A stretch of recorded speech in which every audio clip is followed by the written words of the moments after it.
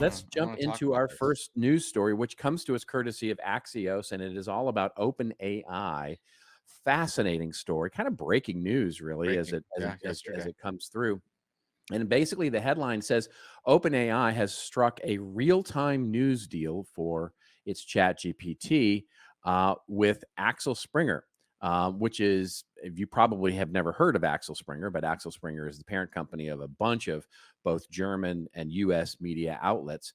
And the article opens up by saying ChatGPT parent OpenAI has struck a deal with Axel Springer, parent to a slew of German and U.S. media outlets. It's almost like I get this information from this story anyway. So, to help provide the people with new ways to access quality real time news content through our AI tools, said OpenAI COO Brad Lightcap.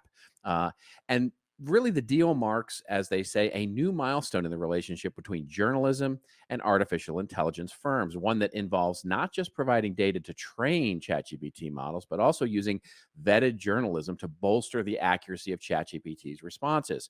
It also marks the first time that OpenAI has detailed plans for ChatGPT to provide attribution to news publishers in its responses. The two firms said that the new arrangement has explicitly valued the publisher's role in contributing to OpenAI's products and marks a significant step in both firms' commitment to creating new financial opportunities that support a sustainable future for journalism. And basically, it will be the German outlets will be Bild and Welt, and I'm sure I'm mispronouncing those names because I'm not doing my German accent. And then American outlets will be Politico and Business Insider, which God help us for the Business Insider content. But anyway, You're not a totally, BI fan I am not a at BI all. fan. No. Politico is good. Politico is a really good publication. BI, not so much. Anyway, it's fascinating. What so I mean, I have a take on this, but what do you think being in the world of publishing and news and all of that for so many years? What's your take on this? Well, we've talked about this before. It eerily reminds me of the time when I was at Penton Media and the Google executives came into the Penton office. And Penton Media, by the time at that time, was the largest independent B2B company in the United States, in North Mm, America. So mm. it was a big deal. So Google was coming in to work out a spidering deal so they could access all of Penton's content. And their publishers were some were all for it because they said, oh, findability, this is the next big thing. And some other ones were, well, why are we going to give all this information to Google? So, and now Google is one of the most powerful companies on the planet. It seems a little bit like that because of the fact that, and we've talked about it, I think last week, how many more people are using ChatGPT as a search engine?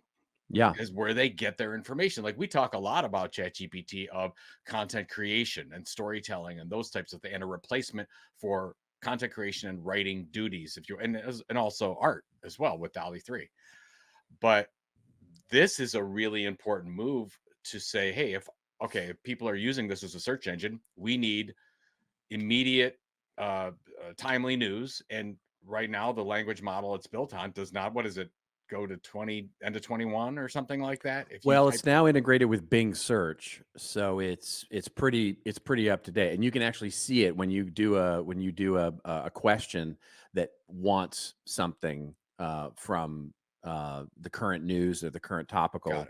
It actually says going out to. I mean, this is Microsoft sort of putting their thumb on the scale a little bit, but with what's going on with their investment and integration. But basically, now it will tell you going to Bing search for for the answer to this. Yeah.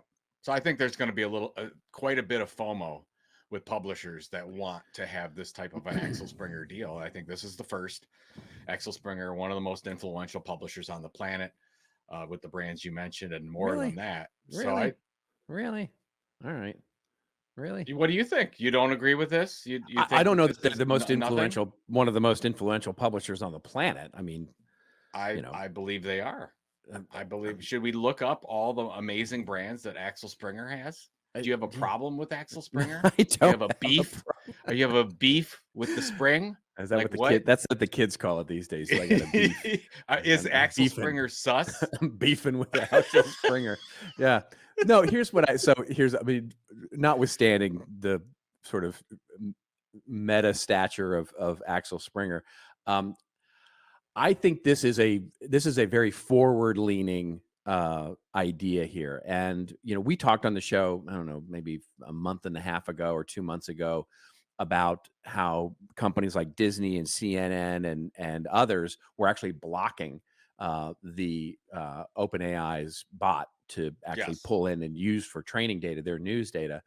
And the attitude of those news organizations at the time, still probably today, was we don't want them, we want to get paid. And this article, by the way, mentions this, right? That other publishers have said, hey, we want to get paid for this, because they're still they're still beefing, as it were, with Yeah. Google and Facebook about the use of their news and information and data without any remuneration. So to me, though, we talked about this on the show, that was short-sighted in the sense that, yeah, I mean, it's kind of a, it's kind of, you're caught in a, you're caught in a bit of a sticky wicket, as it were, between, the idea of getting paid for it versus actually having your information be part of the solution.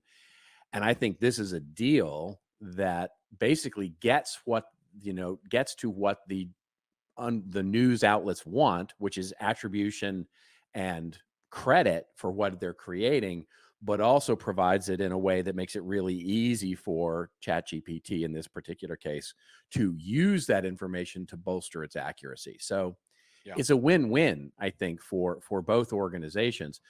We'll see how it actually plays out in terms of the way things are, attributed and all If those they things. But attribute it, it's a win. It's a temporary win for the Axel Springers of the world. But the way that it seems to be moving, or the way that I think it will go, is that there'll be no attribution. There'll just be whatever content is spewed out of I don't ChatGPT think or so. whatever it's called in the I future. think they'll But it's keep it. different. It's different for news versus a company.